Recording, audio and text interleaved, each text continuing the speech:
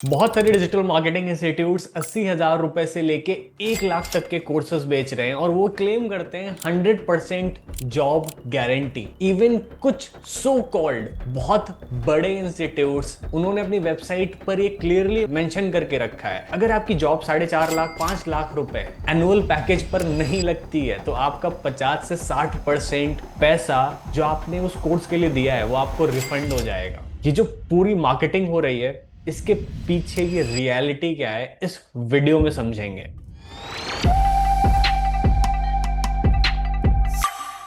इस वीडियो को बनाने के पीछे का मकसद किसी को ब्लेम करना नहीं है, ना इस पूरे वीडियो में हम इंस्टीट्यूट्स को ब्लेम करेंगे कि यार ये लोग फ्रॉड कर रहे हैं, ना हम स्टूडेंट्स को ब्लेम करने वाले हैं कि एट द एंड ये स्टूडेंट्स ही कुछ सीख नहीं पाते इसीलिए इनको जॉब नहीं मिल रही है। बस पूरे वीडियो के एंड में ना मैं आपसे एक क्वेश्चन पूछने वाला हूं जिसका आपको जवाब कमेंट्स में देना है। इस वीडियो को इसलिए बनाया गया है ताकि मैं आप सबको अवेयर कर सकूं, जो आपने बहुत मुश्किल से पैसा कमाया है, आपकी फैमिली ने कमाया है, तो क्या उस पैसे को इस चीज पर खर्च करना जरूरी है जहां पर ये इंस्टीट्यूट्स ये क्लेम करते हैं और आपसे ना प्रॉपर स्टैम्प पेपर पे साइन करा लेते हैं कि यार आपको तो 100% हम जॉब दिला के रहेंगे और आपकी सक्सेस की वो गारंटी लेते हैं। तो चलो समझते हैं एक्चुअल में कितने परसेंट लोगों को सक्सेस मिलती है और कितने परसेंट लोगों के हाथ में एट द एंड कुछ भी नहीं आता है, उनके सिर्फ पैसे बर्बाद हो जाते हैं। तो अभी 1-2 हफ्ते पहले मैंने एक इंटरव्यू लिया एक बंदे का और ड्यूरिंग द इंटरव्यू मैंने उनसे कुछ सवाल पूछे। सवाल पूछने से पहले मैंने रेज्यूमे को ना डिटेल में एक बार पढ़ लिया था। अब रेज्यूमे पढ़ के तो मुझे यही लगा कि यार एक्चुअल में बंदे ने कुछ काम किया है, इसको प्रैक्टिकल हो सकता है बहुत ज्यादा ना सही बट थियोरेटिकल तो बहुत अच्छी नॉलेज होगी, ये मेरा परसेप्शन एक बन गया। अब रिज्यूमे में क्या क्या मेंशन्ड है मैं आपको भी ना एक बार बताता हूं, बिना ये आइडेंटिटी रिवील किए वो कौन कैंडिडेट थे, उनका क्या बैकग्राउंड था, मैं बस आपको ये बताता हूं कि उस रिज्यूमे में क्या क्या मेंशन्ड है। तो वैसे तो बहुत सारे 4-5 पॉइंट है बट मैं आपको 2 इंपॉर्टेंट पॉइंट्स बताता हूं। पहले पॉइंट में मेंशन्ड है exceeded CTR expectations by 9.5%, achieving a 1.7% CTR in the Meta ads campaign for, वहां पे एक ब्रांड का नाम मेंशन है कि उस ब्रांड के लिए उन्होंने अचीव किया, कंपेयर टू दी प्लान्ड 0.93%। अब यहां पर ये क्लेम कर रहे हैं कि भाई 0.93% इन्होंने प्लान किया था कि सीटीआर होगा, क्लिक थ्रू रेट, बट इन्होंने 1.7% अचीव किया। The campaign delivered 339 clicks and generated 47,843 impressions, surpassing the impressions target by 25.4% through precise audience segmentation and ad copy optimisation. अब ये जो इनके रेज्यूमे में मेंशन्ड है ये मेटा एड्स रिलेटेड है कि भाई मेटा एड्स में, फेसबुक इंस्टाग्राम एड्स में इन्होंने ये चीजें अचीव करी जहां पर इनकी एक्सपेक्टेशन या ब्रांड की एक्सपेक्टेशन बहुत कम थी, उससे ज्यादा इन्होंने अचीव किया। पर उस कैंडिडेट से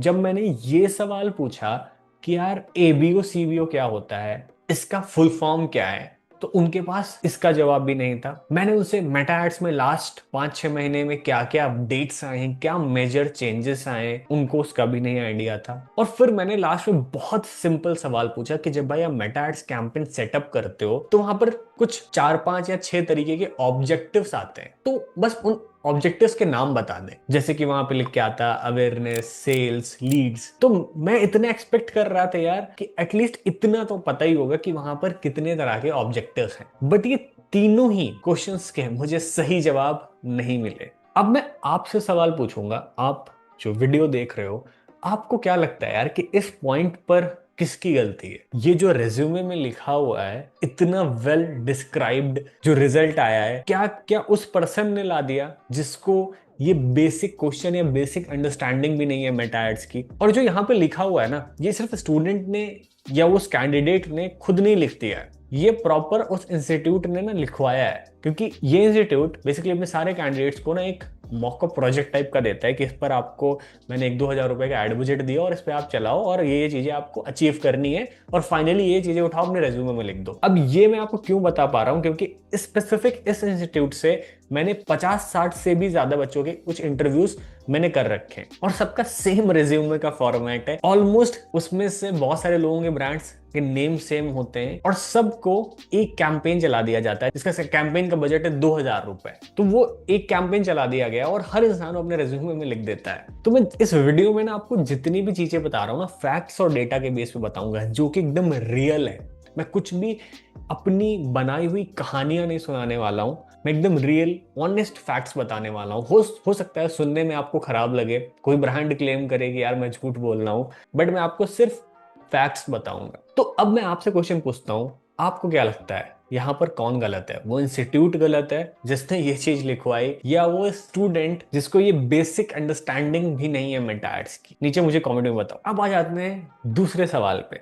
अब इस रेज्यूमे में एक चीज और मेंशन्ड है, increased conversions by 113% in the Google search ads campaign for XYZ। यहाँ पर कुछ ब्रांड का नाम है कि भाई 113% इन्होंने कन्वर्जन्स बढ़ा दिए, ठीक है, एक XYZ ब्रांड के लिए, delivering 182 convergence against the expected 85.5 convergence. तो भाई ब्रांड की एक्सपेक्टेशन थी 85.5 और इन्होंने 182 कन्वर्जन्स दे दिए। अब मुझे एक चीज नहीं समझ में आई कि भाई यहाँ पर गूगल सर्च एड्स अगर चलाए गए हैं, लीड जनरेशन एड्स चलाए गए, तो 85.5 का मतलब क्या रहा कि मतलब आधी लीड चाहिए, क्या चाहिए? तो बट उस फैक्ट को भी मैंने इग्नोर किया।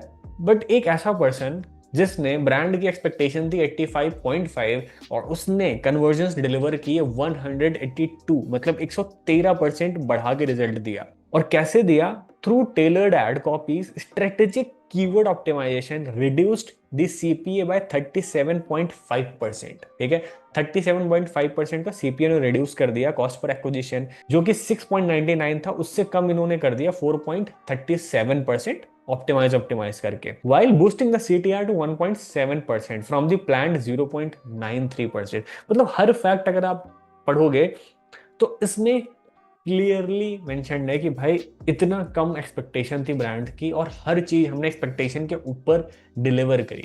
बट जब मैंने इस कैंडिडेट से एक सवाल पूछा कि गूगल में कीवर्ड के मैच टाइप्स कितने तरीके के होते हैं, कितने टाइप्स होते हैं और उनके बीच में डिफरेंस क्या है, तो डिफरेंस तो बहुत दूर की बात, उनको कीवर्ड के मैच टाइप्स ही नहीं पता थे कि कीवर्ड के मैच टाइप्स कितने तरीके के होते हैं। मेरा दूसरा सवाल था कि जो बिडिंग स्ट्रैटेजीज होती हैं उनके बस आप नाम बता दो कि कितनी तरीके की गूगल में बिडिंग स्ट्रैटेजीज होती हैं। जब भी आप सर्च ऐड बनाते हो तो कितनी तरीके की बिडिंग स्ट्रैटेजीज शो होती हैं, उनको उसका भी आइडिया नहीं था। ये दो क्वेश्चंस में तो ही वॉज कंप्लीटली ब्लैंक। और लास्ट मेरा क्वेश्चन था बहुत सिंपल, नेगेटिव कीवर्ड्स क्या होते हैं, जिसका मुझे कोई भी सही जवाब नहीं मिला। अब ये सिर्फ पहला केस नहीं था कि मैंने एक इंटरव्यू लिया और वीडियो बना दिया। ऐसे केसेस मैं पिछले 5-6 सालों में जब से मैं इंटरव्यूज कर रहा हूं, पता नहीं कितने कैंडिडेट्स के साथ मैंने ऐसी सिचुएशंस इनकाउंटर करी। बट शुरुआत में तो मुझे लगता था यार कि कैंडिडेट्स ही ढंग से नहीं पढ़ते हैं, इन्हीं को कुछ आइडिया नहीं है, हो सकता है इंस्टीट्यूट्स इनको सिखा रहे हैं बट यही नहीं सीखना चाहते हैं। पर जब मैंने ऐसे रेज्यूमे देखे और मैंने ये पैटर्न सब में नोटिस किया कि यार हर एक कैंडिडेट ये चीज मेंशन कर रहा है, तो मैंने ये 2-3 सवाल पूछने के बाद फिर मैंने रेज्यूमे रख दिया साइड में और फिर मैंने समझने की कोशिश करी कि यार एक स्टूडेंट 1-1.5 लाख रुपए क्यों दे रहा है इन सब चीजों के, जो ये सारी चीजें फ्री में अवेलेबल है।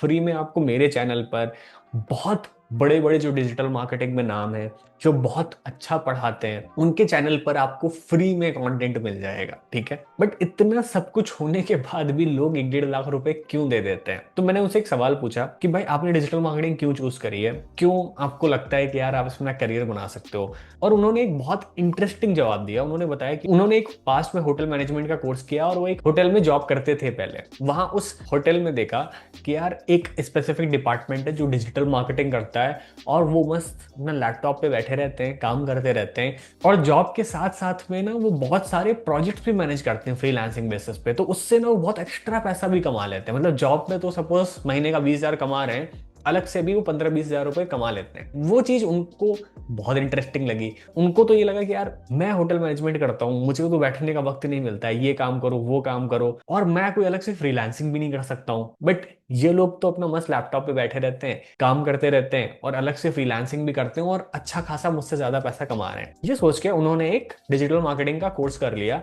और उस इंस्टीट्यूट को लगभग 1.5 लाख रुपए दे दिए एक ऑनलाइन कोर्स के नाम पे। फाइनली कोर्स करने के बाद उन्होंने इंटरव्यूज देना शुरू किए। जब उन्होंने इंटरव्यू देना शुरू किया तो उन्होंने बताया कि सर ये मेरा पहला इंटरव्यू नहीं है, ऐसे मैंने बहुत सारे इंटरव्यूज दे रखे हैं। तो यहाँ पर आप मुझे कमेंट्स में बताओ कि यार किसकी गलती है? उस स्पेसिफिक कैंडिडेट की गलती है जिसने अपना बहुत मेहनत का 1.5 लाख रुपए उठाया और उस इंस्टीट्यूट को दे दिया, या उस स्पेसिफिक इंस्टीट्यूट की गलती है? अब एक दूसरे केस को समझते हैं। हमारे यहाँ बहुत सारे लोग इंटर्नशिप के लिए आते हैं, ठीक है।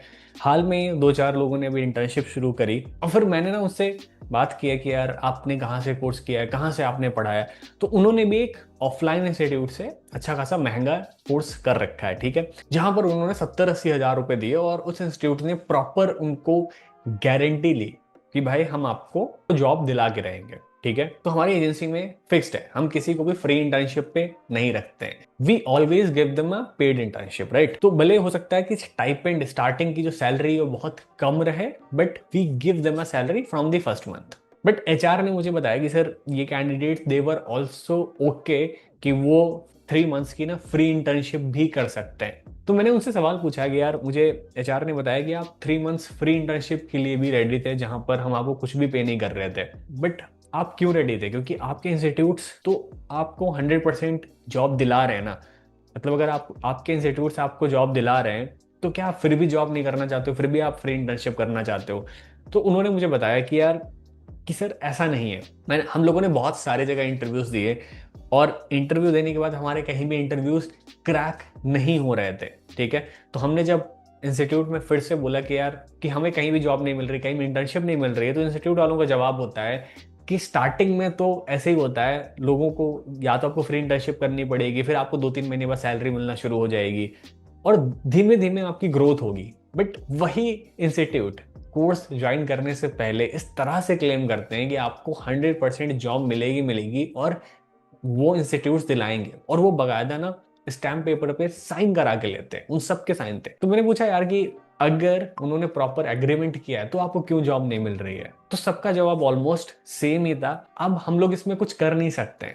अगर उन्होंने चीज प्रॉमिस करी और अभी हमें जॉब नहीं मिल रही है तो अभी हमारी ये कंडीशन नहीं है कि हम जाएं और उन पे केस करें, क्योंकि वो हमसे बहुत ज्यादा बड़े। अब एक चीज के लेके तो मैं श्योर हूं कि यार जितने ये सारे स्टूडेंट्स हैं इनको थ्योरेटिकल पार्ट भी नहीं आता है, ठीक है, कि ये अच्छे से थ्योरेटिकल पार्ट पढ़ लें जो कि इजीली यूट्यूब से पढ़ा जा सकता है। यहाँ पर आपको किसी भी इंस्टीट्यूट को पैसे नहीं देने, कुछ भी नहीं पे करना है, ठीक है। बट बहुत सारे लोग इन इंस्टीट्यूट पे इसलिए ट्रस्ट कर लेते हैं, उनको लगता है कि शॉर्टकट है, यहाँ पर आप किसी को पैसे दोगे वो आपको सिखाएगा और आपको आपको 100% एक जॉब भी दिला देगा और जहां से आपका एक स्टेबल करियर बन जाएगा, जो कि इतना आसान नहीं है। मैं पिछले 7-8 सालों से इस इंडस्ट्री में हूँ, मैंने जॉब भी देखी है, फ्रीलांसिंग भी देखी है, और कहीं पर भी बहुत जल्दी ग्रोथ नहीं है। तो यहाँ पर अगर मैं इसको सम अप करूं और मैं इसको बोलूं तो ज्यादातर जो मुझे गलती दिखती है यार वो मुझे स्टूडेंट्स के एंड से दिखती है। अब स्टूडेंट के एंड से क्यों? क्योंकि ऑलमोस्ट बहुत सारे लोग ना इन मार्केटिंग गिमिक्स के चक्कर में आ जाते हैं। उनको लगता है 70-80 हजार रुपए किसी भी इंस्टीट्यूट को देंगे और उनका करियर सेट हो जाएगा, ठीक है, जो कि ऐसा नहीं है। आपको ये सारा कंटेंट फ्री में यूट्यूब पे अवेलेबल है, नहीं तो आप बहुत सारे छोटे छोटे कोर्सेज परचेस कर सकते हो, जहां से अगर आप बहुत कुछ नहीं भी सीखते हो, ठीक है, आप एक बेसिक नॉलेज लेके आते हो वहां से, तब भी आपको कोई बहुत बड़ा लॉस नहीं होता है। बट यहाँ पर अगर आप किसी को 1-1.5 लाख रुपए दे रहे हो तो आप अपना सारा पैसा, अपनी सेविंग्स उसको दे रहे हो, और अगर वो अचीव नहीं होता है तो आपको एक बहुत बड़ा झटका लगता है कि यार मैंने कुछ और सोचा था और अब वो चीज नहीं हो पा रही है। क्योंकि ये टाइम तो हमेशा रहेगा, कोई ना कोई ऐसा पर्सन रहेगा जिसके पास कोई प्लान रहेगा, कोई स्कीम रहेगी जो हमेशा आपको बेचना चाहेगा, बट आपको अवेयर रहना है कि क्या वो आपके काम का है या नहीं। यहां पर इस वीडियो को एंड करेंगे और मैं आपसे क्वेश्चन पूछूंगा कि आपको क्या लगता है कि यहां पर सबसे बड़ी गलती किसकी है, एक इंस्टीट्यूट की या स्टूडेंट्स की?